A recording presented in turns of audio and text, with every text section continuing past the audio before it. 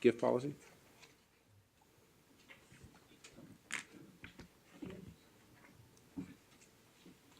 Shall we spend 30 minutes on this? So we've put this item together as has been mentioned previously. This is an item that's been before the committee for a little over a year now. Part of the background talks about part of what raised this issue in the first place. There was some legislation about a year ago that was looking to apply just to CalSTRS and CalPERS. It would have reduced the current FPPC gift limit from $420 from a single source to $50. That legislation wasn't signed by the governor, so it didn't go through. But it did sort of raise the issue of, do we want to have a formal gift policy? Do we want to have anything different from what's already in the law? Certainly one of the questions that's kind of come up is that those FPPC rules apply to decision makers at CalSTRS, so all the board members, legal staff, management, executive staff. But there's a large bulk of employees of the system that they're not directly covered by this, and so the issue of gifts isn't directly addressed. There's certain laws in place, and we've provided in the write-up here a summary, both of the FPPC rules, just to again refresh the committee's recollection on what those are, how a gift is defined, what kind of exceptions are in place right now, but also some of the other laws that touch on this issue that apply to partly to board members, but also partly to the staff, to see if there's any interest in having a gift policy that would apply to the entire system, or are we looking to have a more restrictive standard than what's already found in place in law? So that's part of the background. And we provided the discussion guide in here as well to sort of facilitate a conversation with the committee about that. I think, I just want to add that first, the comments go to all the policies, but again, there has been no identified problem within the organization. This is a continuation of a discussion, a little bit about, sort of a pay to play. If you have a gift policy with a nexus, and we could talk about that, but if you have a gift policy that applies across the board, then no one is able to purchase or give the appearance of purchasing special consideration, special favors from anybody doing their CalSTRS business, rather than saying, okay, well, we have the FPPC rules and they apply across the board. And so the example is if you get a gift over a certain amount from anyone, it has to go on your form. But there is nothing for staff that would apply that would say if you get a gift from someone doing business with CalSTRS, that's forbidden. If you're not a disclosing staff, there's no specific rule in place in our policy that says, if someone gives you 2 theater tickets to accelerate their application for a certain benefit, that's prohibited. So we were looking at it from sort of a ethical standpoint, so kind of spun off from that. We were looking at it in the same sort of pay to play, if you will, the same sort of considerations would apply universally. And so we thought we should sort of wrap up the work that we've done and bring this back to you and get your input, get your thoughts on it, and similar to the last item, whatever you tell us to go off and do, we will do. It's not as though we're not prepared, but we did want to hear what this particular committee had to say about it. Before I take questions, what's the impact on the organization? I mean, I guess going back to kind of the question Paul was asking with respect to insider trading, what's the liability on the organization, or potential liability on the organization? And certainly I would hope that if Ian has a comment to join in, but I actually think that the impact on the organization is more reputational than anything else. Just in the real world, I think that's the impact. Well, you also have the danger that someone could allege that it's tied to a decision that either a board member or staff member makes, so then it becomes potentially a bribe.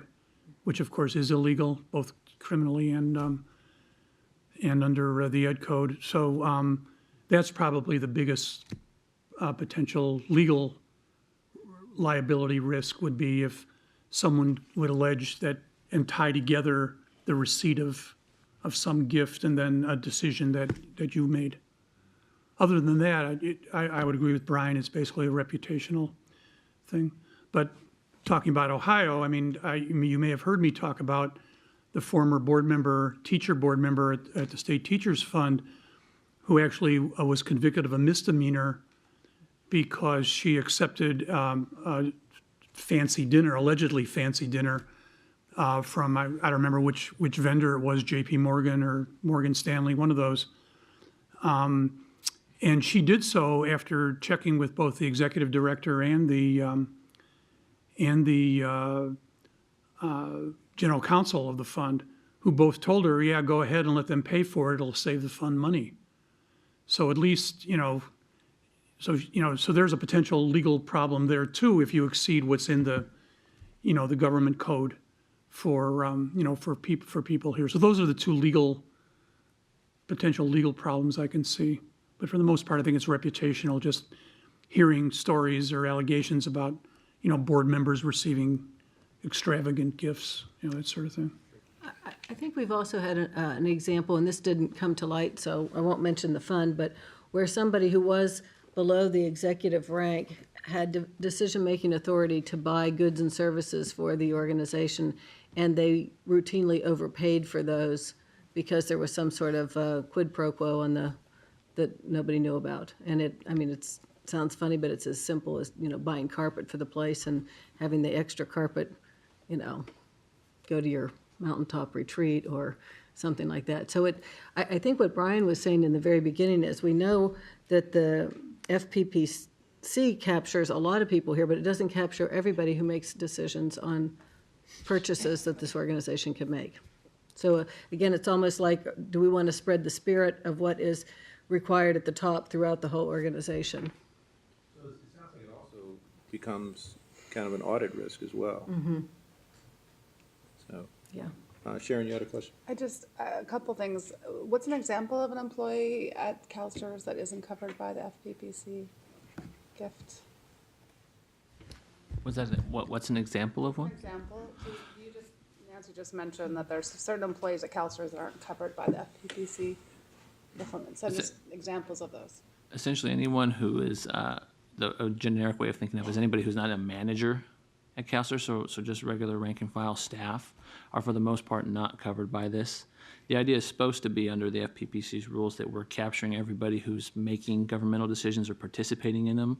But the reality is that sometimes just to be a nimble and efficient organization, people do have kind of crossover roles occasionally. So they're not full-time participating in those decisions, but they're maybe from time to time as operational needs may require. So that would be something that's not potentially not fully captured. Is there, if I ask a follow-up? Sure, and I Oh, have a few sure. staff who would be in Okay. that position in terms of the acquisition of goods and services. So they're at an analyst level and, they're in fact making purchasing decisions.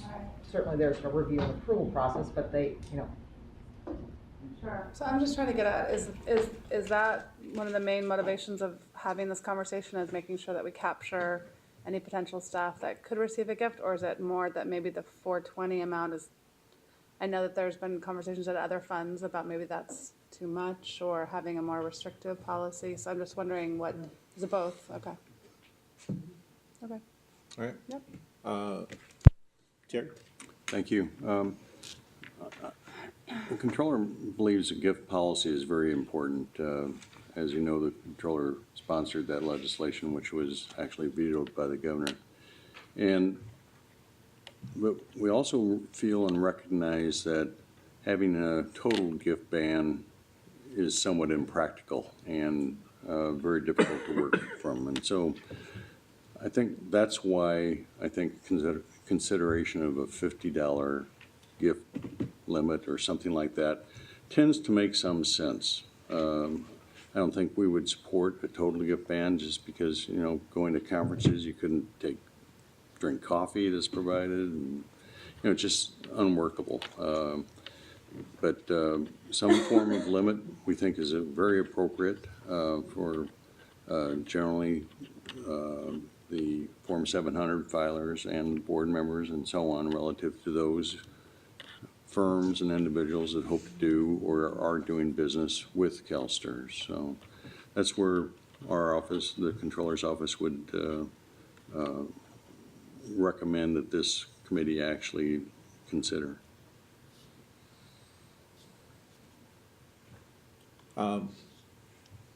Is it Henry?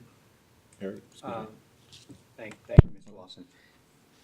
What was the origin of the FPPC's dollar figure? How did they come up with that figure, and have they considered just changing it themselves? And if so, why hasn't it changed? The origin was in law when the Political Reform Act was first enacted back in 1974. It was set at $250, and then there were provisions set out in the regulations to increase that amount based on the Consumer Price Index, so that the gift limit would be what we could call, for lack of a better term, reasonable, workable, and would evolve over time based on how the overall price of goods and services increased or decreased. So they're actually currently right now looking at increasing it to about $440 based on the most recent Consumer Price Index. And I forgot, what was the second part of your When question? was the last time they raised it? Wasn't it 2 years ago? About 2 or 3 years ago, it was From 390? 390 to 420, yeah. I think we need to always remind ourselves there's not that nexus restriction there relative to that FPPC limit. I mean, that's substantially different, the proposal from the controller around the $50 than how the FPPC has approached it. I mean, again, I think everyone, whether you're a board member or staff, are quite surprised when they first get educated on FPPC regulations to find out there is not a nexus requirement on that amount of money, that it's just expansive, the definition of a gift to anyone. To those that would be doing business with the system, that it's not limited to those that have a relevance to your board seat or a relevance to your job. I mean, it doesn't make common sense to people, really, when they first come here, that FPPC requirement is that expansive. Robert, is that fair? I agree completely. As you do the education for everyone, I think you go through quite a lot of contortions to explain that. Yes. That. They're long conversations. So I mean, there are really two frames of reference there that are very different.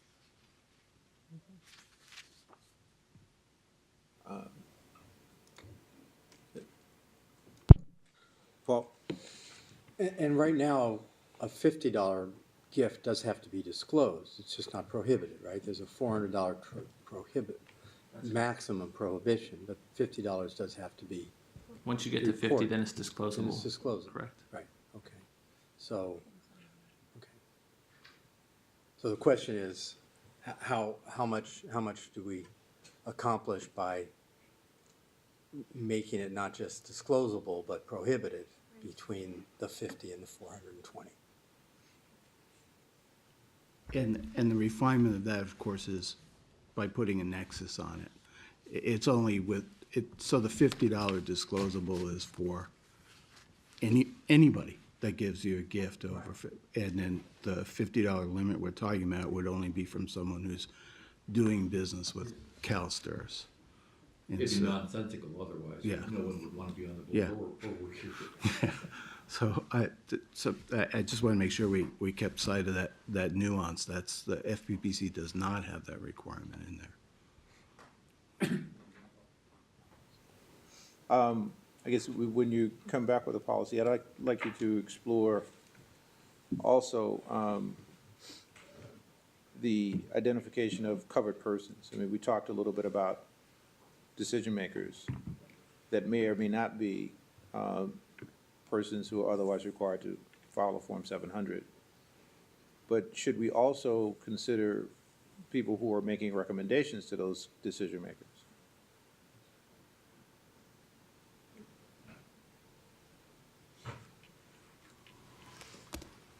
But I think it'd be helpful all the attorneys in front of me here, just to take your temperature on that broader question, right? I think you're looking for some sense, are you comfortable with the current FPPC approach, or do you want to bring in the boundaries on those gift limitations. You've getting a couple different views on that. I'm not sure that we're hearing different views on that. Terry Well, suggested. I thought, Terry, correct me if I'm wrong, but I thought you were for a more expansive view of that. For what? I can't hear you.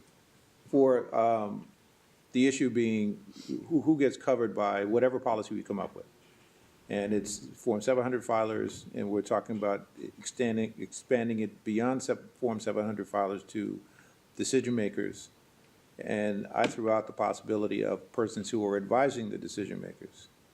And I guess, do I hear any? I think that's very appropriate. That's right. Yeah, I was thinking more of the dollar. The dollar amount. That's all. Yeah, whether we need to go back, whether we need to put a prohibition at $50. There might not be consensus there. Yeah, I mean, Right. Terry has My expressed that the question controller did- wants to put a prohibition at $50. Yeah, my question didn't go to the amount or I think whether that's it's a what- prohibition or not, but to however we identify it, the persons who would be covered. But I think we were being asked, is there some sense of the committee or the board about the controller's proposal that we go to a $50 prohibition? And I think the only person who's expressed that so far is Terry.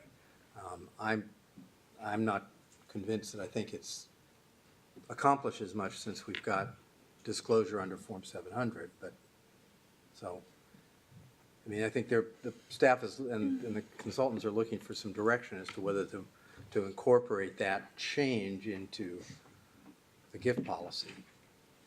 And I'm yet to be convinced of the necessities. Okay. Pedro? I guess I'd like to get, I concur with Paul on the 420 because I've actually made the B once on one of the most gift receivers at the Capitol because I report everything as opposed to finding ways of whatever. And I just like to be transparent and this is what I got. In terms of the, so I don't mind reporting, and having that limit, and after that limit, you have to write a check for the difference. I want clarification on the advisors to decision makers. I have staff at finance who will look at some items for me, and they advise me on that. So would they then be covered by this as well? My recommendation is that this august panel consider that and not walk away from this meeting with a consensus that we don't look at that, because I just haven't, it seems to me that we should at least consider it.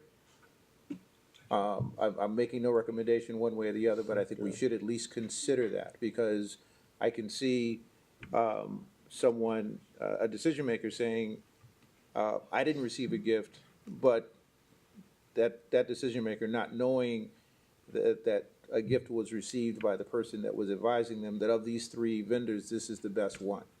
Okay, so I want to make sure, that's why I wanted the clarification in terms of what kind of advice. If I have, purpose of the conversation, if I have somebody in the Department of Finance Administration Unit and they advise me on issues pertaining to pension reform, they're advising me based on what they've discussed with labor.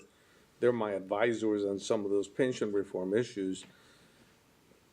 And if they get a gift from, I don't know, Shell Oil Company or something, do they get covered by this? It has nothing to do with the contract that we have before us, but they are my advisors. Well, but if they're advising you, again, it seems to me that we're talking about, I see this in the context of the nexus issue.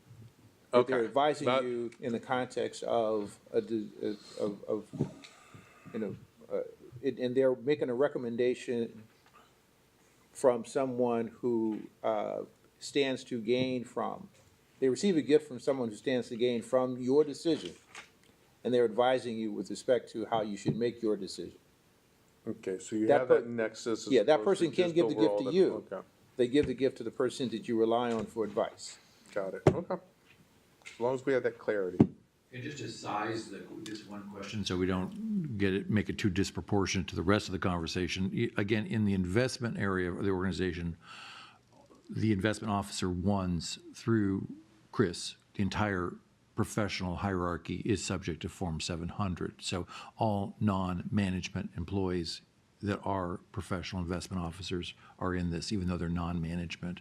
So that's correct, Robert, right? So we have the entire body of professional workers in investments covered, where you could look at expanding those boundaries a bit, or where Robin said we have pockets of people that work in procurement, even though it's a heavily procedured group. The opportunity for mischief was pretty narrow, but you could certainly make a good argument that maybe there's a few people to add here and there. So it's minor, but I think there's some room for expanding those boundaries. We could come back with you on that.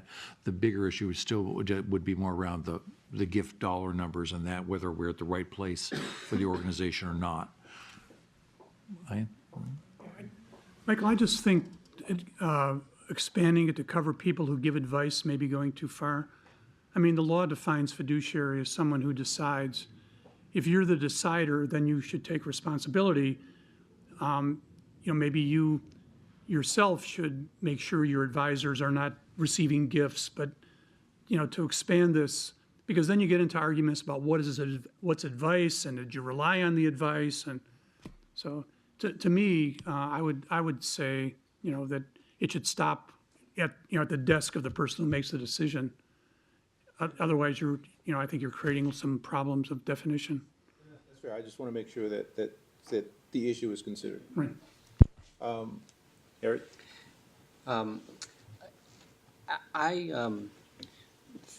My concern would be around individuals within the organization that don't have disclosure responsibility, that have the ability to make decisions, and we have no way of knowing whether or not they've received in any way gifts, because they're not required to disclose. So for my comfort level, it would be to expand who's responsible, have a policy that expands or broadens the pool of who has to disclose what gifts they've received. I think reducing the number doesn't necessarily accomplish anything other than creates potentially unintended consequences for people who will violate the policy, who had no intention to violate the policy, but had a chicken sandwich, and it was $51.50, and you violated the policy. Then what do you do? A real good chicken sandwich. It was a real That's in good, New York expensive City. one. It was in That's New York City. It was in City. Manhattan. It was in Manhattan, and it was cheap. It was cheap. I think disclosure's the issue. Disclosing what one receives, when one receives them. I also believe that our, at the board level, the delegated authority provisions of our policy are such that it actually creates a nice line of demarcation between us, with the exception of infrastructure, which appears before us. Most investment decisions are made by the investment staff, because the delegated authority is at a level in which those decisions are made.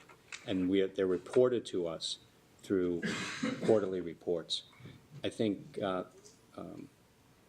don't think we've had any issues relative to disclosure to date. That's not to say we shouldn't continue to look at it. I don't think the number necessarily needs to be changed. I think the people who have to disclose should be expanded. Thank you. Terry? I think also there's some situations in the opportunistic area, in addition to infrastructure, where this board still does have, some discretion in decision making. But again, I would like to express that relative to decisions or individuals in this organization, we feel that a $50 gift limit for those, relative to those firms and individuals that currently do business or want to do business or expect to do business with this organization is appropriate. And I think this is an information item, but I think this is a point of disagreement possibly between, some committee members.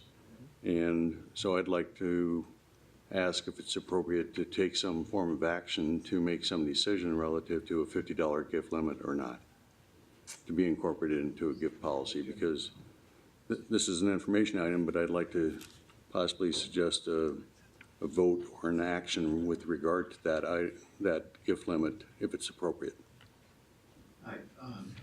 Of course, you can always change an information item to an action item, but I think it has to be sufficiently agendized or noticed in the agenda.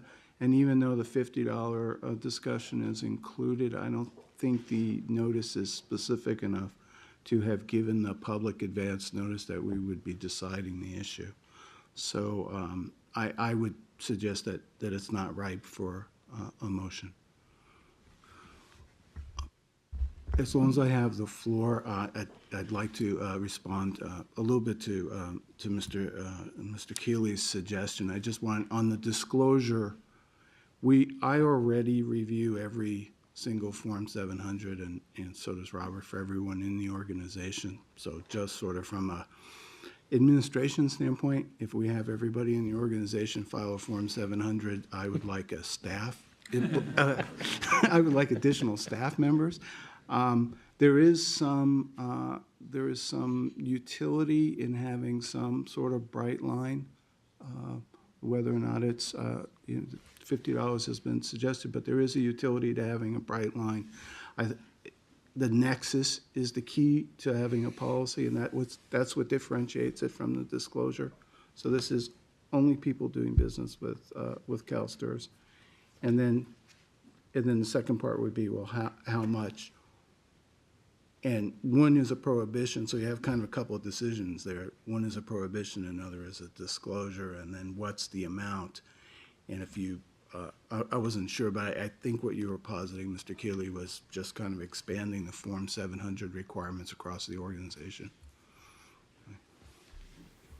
Or to those most relevant. I didn't hear you say all 1,000 people in the building, but. Oh. I was I actually think for most relevant, confirmation. Is I think you could determine, staff could determine and come back to us who would be most relevant and who would be excluded from the disclosure. Yeah, Broadening the pool of who has to disclose is the intent. And Brian, how do you want to get input on the dollar limit then if you don't, just back to the motion issue, were you looking for some sense today to help you write that, or? Actually, I wasn't sure if the chair was going to kind of wrap up the instructions to us, if we wanted us to come back with a policy suggestion. What I think you're hearing is that there is not total consensus on that point. So I think that it is up to you to make a recommendation, annotate that recommendation, defend it, and this committee will take it up again.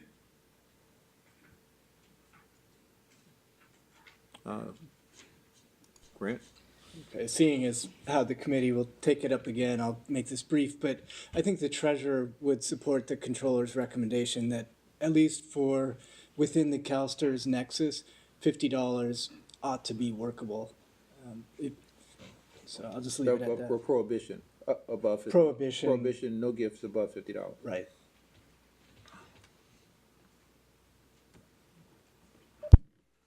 Any other comments or questions on this? Did you have any additional questions or issues that you'd like us to try to address? Because if not, we're right at the 30-minute cutoff that Nancy is enforcing with an iron fist over there.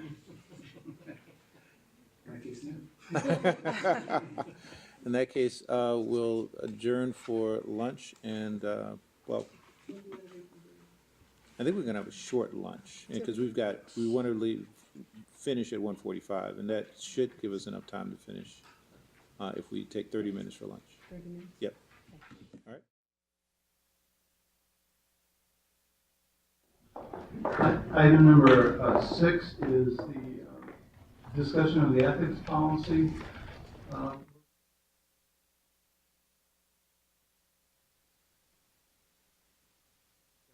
an ethics policy for staff, and, you know, we got direction from the board management to work on a staff policy. And we wanted to bring this back to you sort of, well, to close the loop and to get whatever guidance that you wanted to issue on the question of a statement of ethics or addition of an ethics policy to the board policy manual that has to do with the sort of a part of the tone at the top. You have, I think Robert might have covered some and have some more. You do have lots of rules and requirements under the generic term of ethics that just aren't called ethics. You have a code of conduct that includes a lot of ethical requirements. You have a conflict of interest provision. You have your fiduciary duties. So we wanted to bring this back to you and find out what your preference is to finish up on this item. Did you want anything?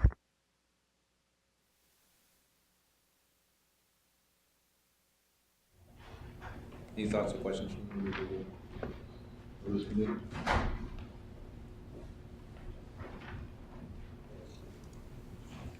Go ahead. I think the question that comes up is, should they have the same one for, sorry? The question is, you know, should there be separate but equal strict ethic policies for staff and for everybody else? And I think, you know, we talked about this, and I think when you bring forward for the first couple of items, the same issues will surface on this. Nancy? My thought is that I'm glad we put this third and after lunch, because I think the other things were probably more important. I'm thinking after we go through a thorough vetting of what the securities laws require, and we go through insider trading, and we go through any other use of non-public material information, and then we go through gifts, I don't think there's going to be too much left for this. And Ian can jump in here because he's going to know the same policy I'm about to talk about. But there's one client that we share that had a 44-page ethics policy, and I went through, and as I went through and took out everything that was already in the statute, and I took out a few other things, I mean, we plumped it up to 3 pages. It could have been less than 3. So I'm thinking that maybe we need to put our serious energy into these first 2 items that we talked about, and then independently, we'll come back to you and we'll say whether or not we see any gaps where there could be some hiccups. And I guess that would be my recommendation, that this deserves maybe less energy than the first 2 things that we talked about. But, Ian? No, I mean, I definitely agree with that. I mean, the one thing, you know, I made clear when we were talking about this was that if there's going to be an ethics policy, you want everything in one place. You don't want to have to look at 20 different places to see what your rules require. So I agree with Nancy. We may wind up not even recommending that you adopt a separate one, because we may have covered everything already. I guess that was my thought. I mean, I guess I thought we had an ethics policy, so we're saying we do ethics training, I know, we've done, or at least the last 2 years, from my understanding, correct? But so we don't have a written ethics policy? That's something new, is that kind of? We don't have a written policy entitled ethics. That's really There's obviously ethical components and quite a few, everything. That list is very, very long, and we did go through this process the last time we brought this.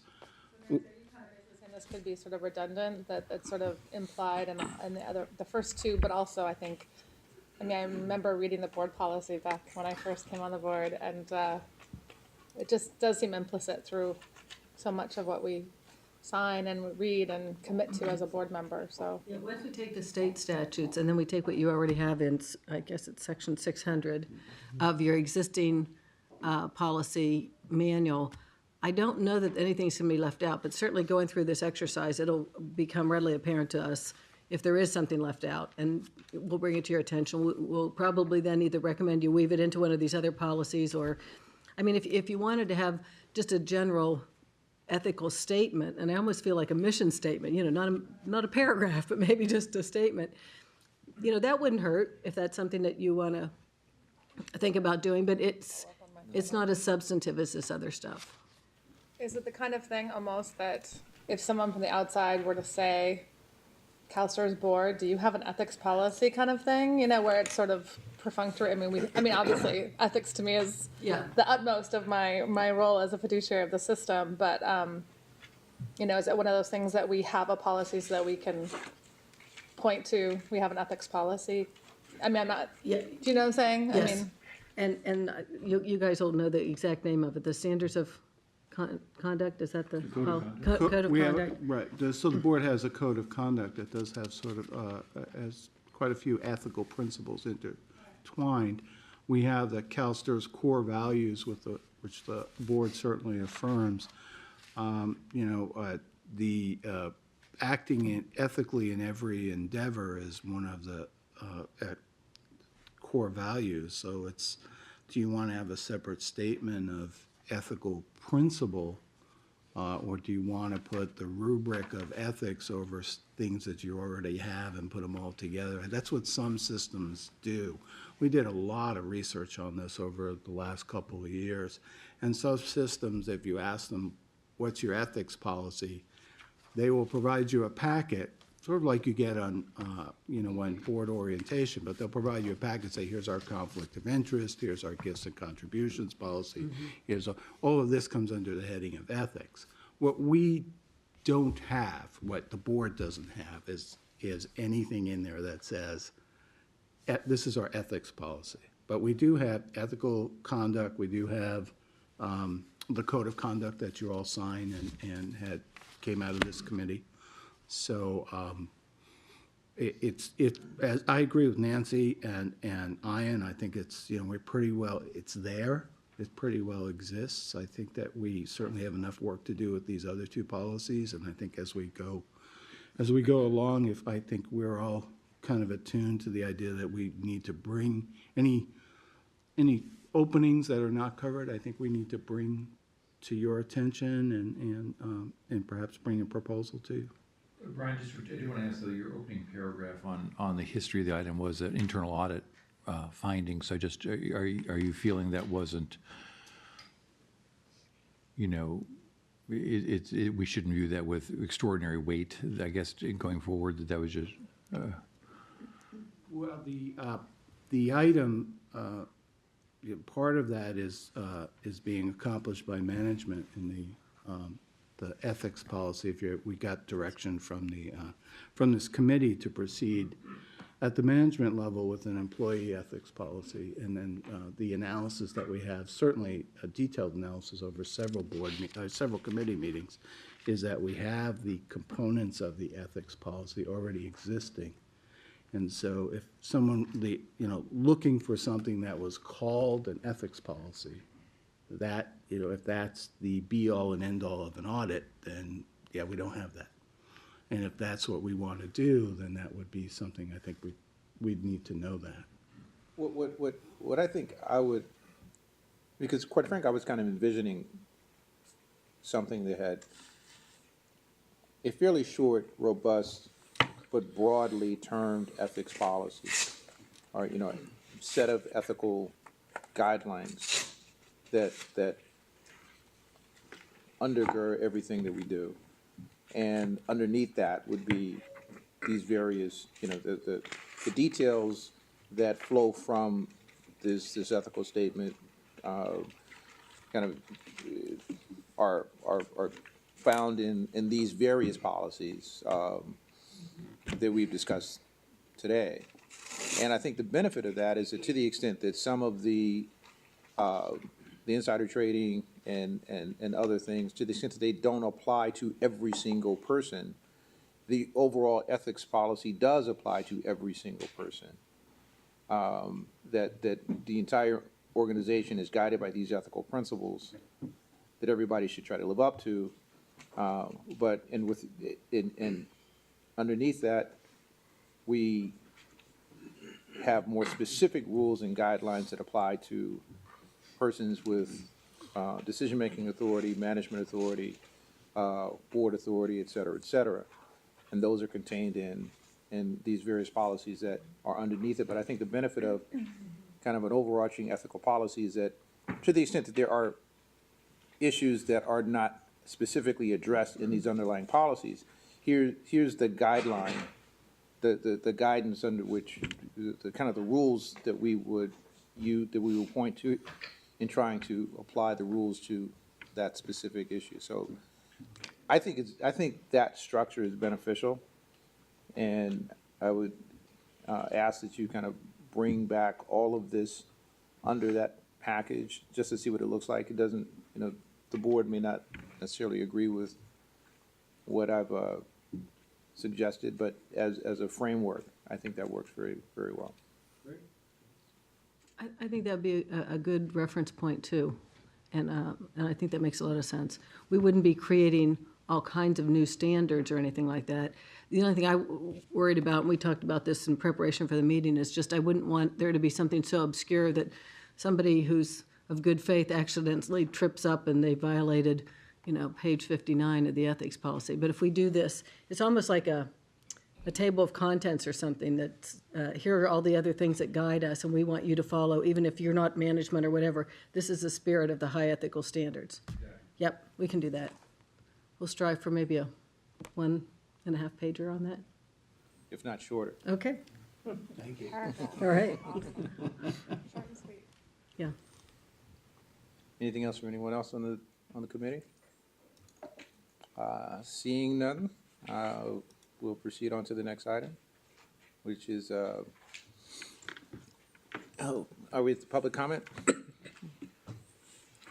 Review of information requests, I think? Review of information requests.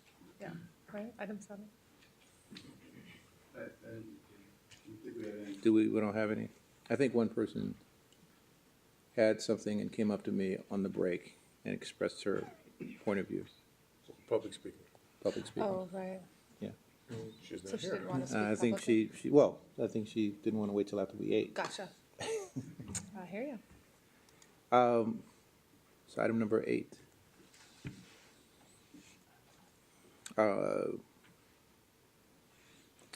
Anything on the draft agenda for the next committee meeting?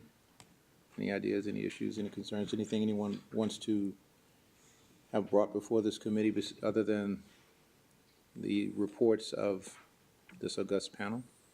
That includes the dollar amount for the gift conversation.